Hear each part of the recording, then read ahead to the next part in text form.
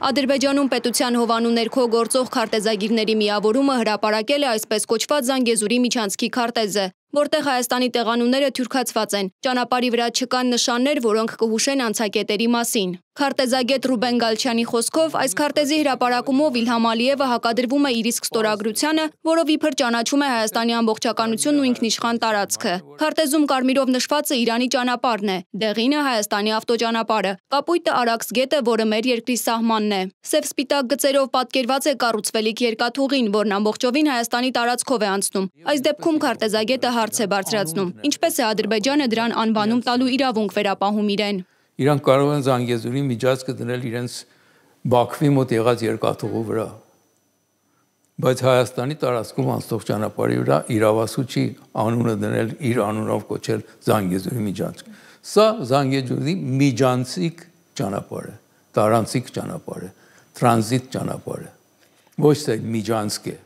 Ռուբեն Գալչյանի կարծիքով սահմանազատումը պետք է օր առաջ իրականացվի, որպեսզի հստակեցվի, թե որտեղ են տեղադրվելու անցակետերն ու մաքսակետերը։ Նրա կարծիքով գործընթացից Հայաստանը վնասներով դուրս գալու կամ չգալու խնդիր չունի, քանի որ ինչպես հայտնի է, սահմանազատումը կատարվելու է երկու պետությունների իշխանությունների հռչակած Ալմա-Աթայի հռչակագրի հիման վրա։ Ալմա-Աթայի հռչակագրի համաձայն մենք տալիք Ադրբեջանին ոչինչ չունենք, բացի այդ մի քանի քառակուսի կիլոմետր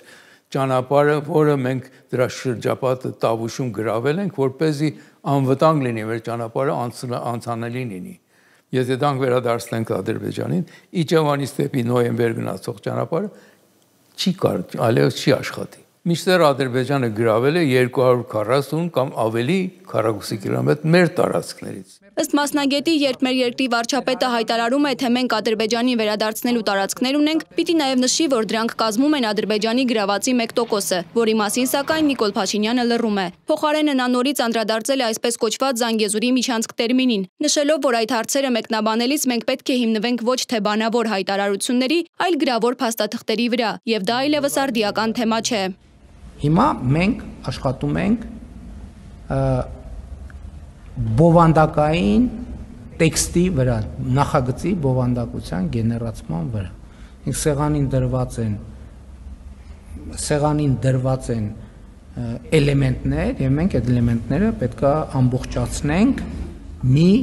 թղթի մեջ, այսինքն առաջին թուղթը պետք է ընդունվի, նախագիծը երկրորդ, երրորդ, չորրորդ, եւ այդպես հարցը պետք է հասնի տրամաբանական հաջորդ փուլին։ Քարտեզը դառնում է գործիք հավակնությունների համար, երբ կեղծվում է, բայց այդպիսի քարտեզներն ըստ մասնագետի չեն վավերացվում երկկողմ։ Օրինակ, խորհրդային սահմանադրությամբ Սև լճի հյուսիսային ծայրամասի միայն մի նեղ շերտ է Ադրբեջանին պատկանում, մնացածը ամբողջությամբ Հայաստանի տարածքում էր։ Նրանք այսօր առաջ են եկել, բացի Սև լճի չափ, 2-3 դրա համավասար տարածք մտել են Հայաստանի տարածք եւ նոր քարտեզներ են տպել, որ ցույց է տալի, որ իրենց իրական սահմանը այդ նորն է, որ իրենք գրավել են արդեն, նաև իշխանասարն են գրավել, այդ շրջապատում ուրիշ սարեր են, բարձունքներ են գրավել, այդ քարտեզները ոչ ոք չի վավերացնել, բայց նախկինները վավերացված կան։ Մասնագետները կրկին հիշեցնում են նախաստորագրված համաձայնագրով ամրագրված փոխադարձության սկզբունքի մասին։ Եթե Բաքուն ինչ-ինչ գյուղեր իրենն է համարում, ինչի հետ համաձայնում են Հայաստանի իշխանությունները, ապա դրանք հանձնելու պարագայում հայկական կողմը պետք է հետ ստանա հարյուրապատիկը։ Մերի Դանիելյան, Free Open Media։